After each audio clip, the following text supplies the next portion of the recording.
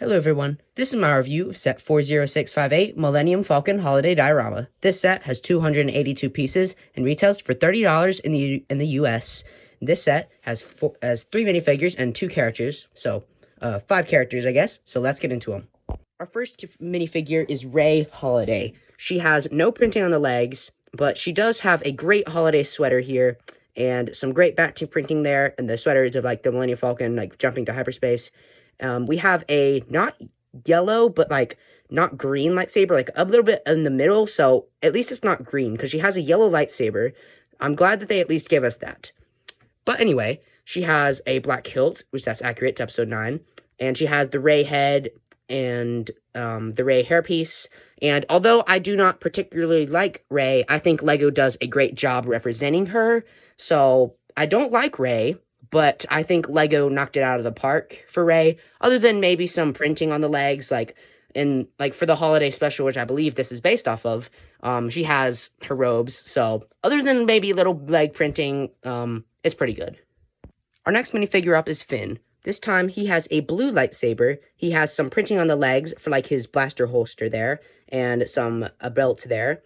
And he also has a holiday sweater. This is Finn Holiday. He has the Resistance logo, some, like, X's there. I'm guessing, like, maybe X-Wings or lasers, I guess.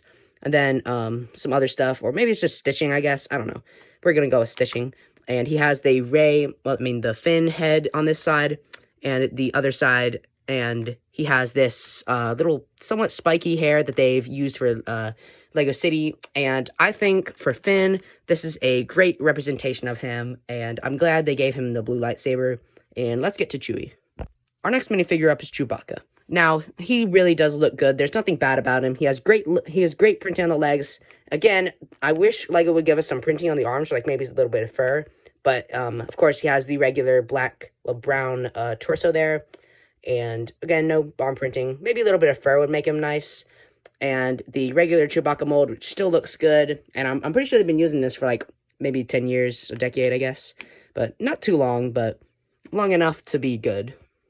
Our next minifigure, really a character, is the Porg. He has a brick-built design with the BB-8 head, with the Porg printing on there, and some other stuff for, like, his fluffiness and, like, little legs there. And honestly, I think this is a really good and accurate a representation of what we see in Episode 8. And our final character is BB-8. He is a droid, of course. He uses, like, a cylinder piece for a circle piece, kind of like a pumpkin, for his base. And then he uses, of course, his head for his head. And the printing looks all good, all accurate to what we see in the movies. And, yeah, really nothing bad about him. Really, the worst thing I have to say about the characters is Rey not having any printing on the legs. And then, of course, the thing that's with every Chewbacca, maybe a little bit of arm printing there for fur. But other than that, they're perfect. Looking at the diorama here, we can see a little brick-built table with a carrot and a turkey here, or maybe a porg. I don't know if you're that dark. And there's a little clip inside that holds our turkey in place. There's a cup here, and that is on a jumper plate like this, so you can move it as you please.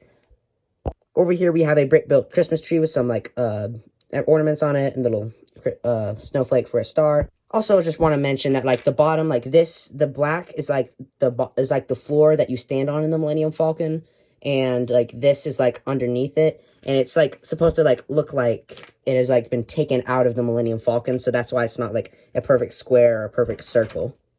Over here, we can see the back of that Christmas tree, and also, we can see this little cubby that, like, Rey, or, well, I guess any minifigure, but we're going to use Rey.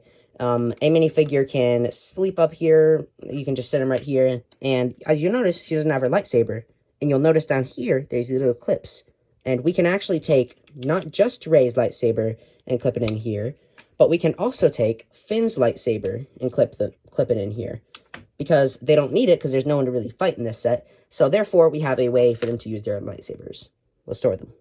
Also, one quick note, where Rey is sitting, there's actually the Ancient Jedi textbook, and we have the printing on the front with, like, the Jedi logo, and then behind here, there's, like, this blank tan paper piece to represent, like, paper, the text, and there's no, like, a printing on it, and nothing on the back, but we can have Rey hold it, and she can now be studying her Ancient Jedi texts. Over here, we have the hollow chest table, and you'll notice this little stud over here, and that is where we can place the one stud of a minifigure on there, and that gives us a little bit of able to curve it and angle it, and it's a little smaller, but we can tell that's hollow chest, and there are two studs, so that we can actually put Chewie over here, and Chewie and Finn can, oh, well, if I can fix Chewie's hands, then they can play hollow chess. Gotta put Chewie at an awkward angle because he has a special mold. But, actually, no, we put him over here.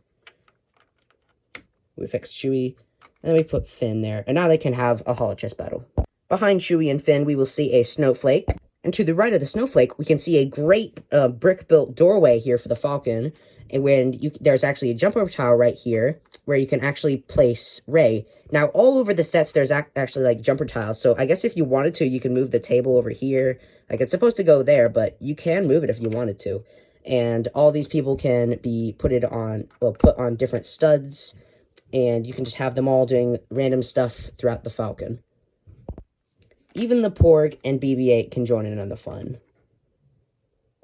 The last thing to talk about is there's a little mistletoe up here, and there's a big string of lights that goes all the way across from over here from the little reading nook Rey had to the doorway of the Millennium Falcon over here, and I think that looks pretty neat. Overall, I like the idea of this set, except one thing. It's from the sequels. And yes, that's a little biased, but, I mean, not many people like the sequels, so I can see why many people wouldn't want to pick this up, because, like, yeah, you get, Chewie, he's practically the only person not from the sequels, because, like, she, him, Porg, even BB-8, all of them are from the sequels that were created for the sequels. Chewie, he's the only one that was brought back. So, I can see why people would not want to buy this, because it's from the sequels, but, I personally am not a fan of the sequels. I just bought this because, well, it's a Star Wars Christmas diorama, so I was like, hey, that's a good idea. I'll decorate that. Well, I'll display it, I mean. So, I like the idea of this set. I just wish it was, like, prequels or original trilogy, you know? Like, that would have made it, like, a bunch times better, in my opinion. But without further ado, that's going to wrap up today's review. Merry Christmas, and Happy New Year.